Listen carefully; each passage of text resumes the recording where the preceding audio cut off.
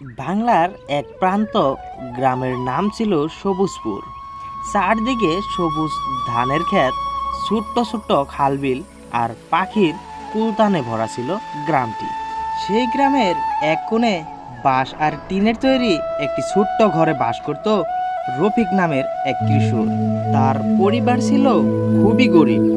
বাবা আব্দুল করিম ছিলেন একজন দিনমজুর।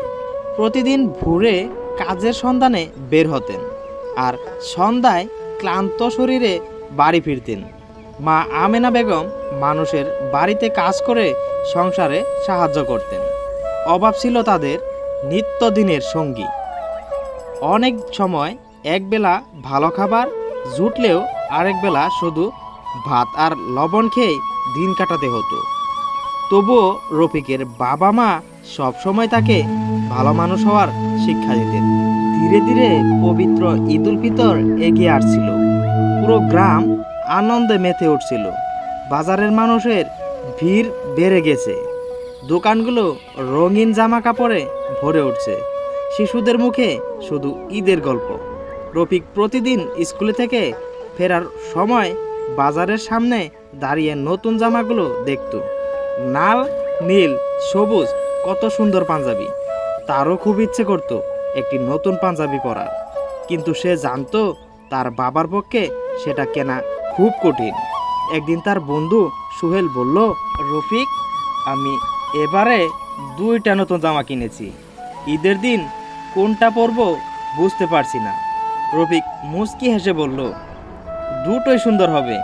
কিন্তু ভেতরে ভেতরে তার মনটা কষ্টে ভরে উঠল। সেদিন রাতে সে দেখল তার বাবা চুপচাপ বসে আছেন, মায়ের সঙ্গে আস্তে আস্তে কথা বলছেন।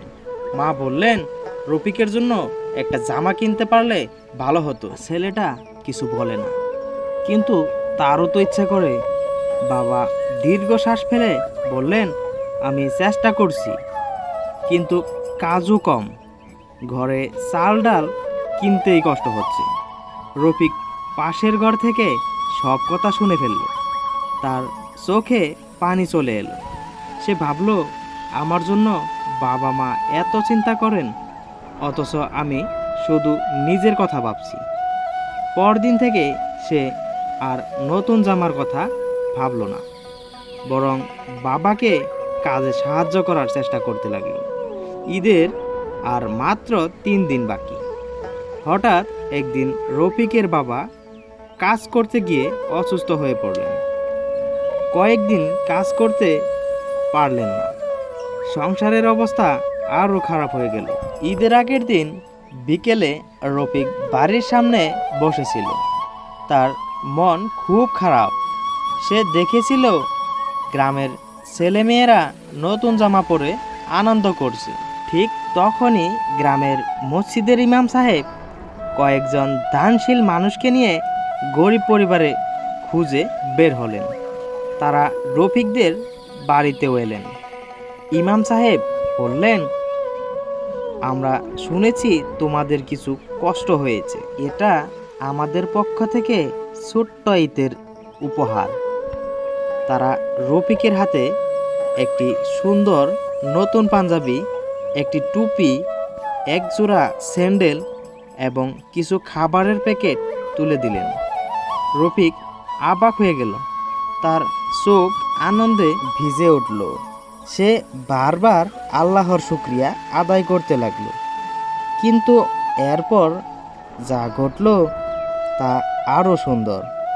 সেই রাতে রফিক দেখল পাশের বাড়ির বৃদ্ধা রহিমা খালা একা বসে কাঁদছেন।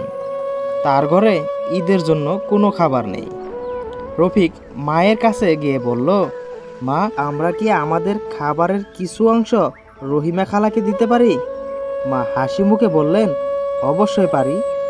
মানুষের সঙ্গে ভাগ করে নিলে সুখ আরও বেড়ে যায়। রফিক নিজের হাতে কিছু চাল ডাল আর সেমাই রহিমা খালার বাড়িতে পৌঁছে দিল। বৃদ্ধা খালা কাঁদতে কাঁদতে বললেন, আল্লাহ তোমাকে অনেক বড় মানুষ বানাক বাবা।